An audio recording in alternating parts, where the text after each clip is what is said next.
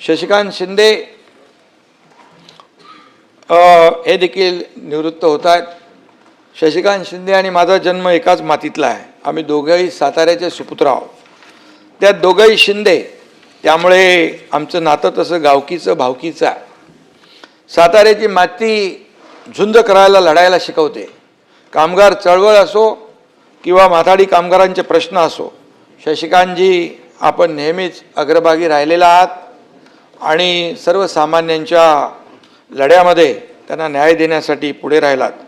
सर्वसामान्यांच्या अडीअडचणी सोडवण्यासाठी जीवाचं रान करणारा गडी अशी तुमची ओळख आहे आणि म्हणून शशिकांतरावासारखा सर्वसामान्यांसाठी भांडणारा नेता या सभागृहाची शान आहे।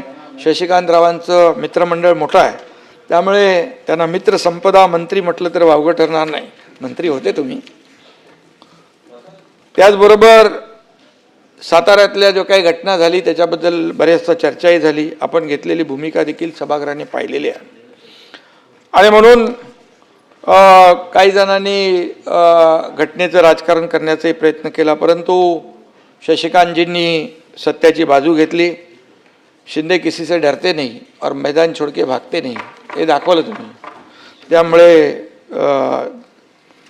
शशिकांतजी एका पक्षाचे प्रदेश अध्यक्ष पण आहेत, त्यामुळे सभागृहात नसला तरी तुमच्या अशी कोणत्या ना कोणत्या कारणाने आपली संबंध येतच राहतील। भावी राजकीय आणि सामाजिक वाटचालीसाठी मी आपल्याला शुभेच्छा देतो। एक शेर बोलतो तुमच्यासाठी। मुसाफिर है हम भी, मुसाफिर हो तुम भी, मुसाफिर है हम भी, मुसाफिर है तुम भी, हर मोड़ पर फिर मुलाकात होती रहेगी।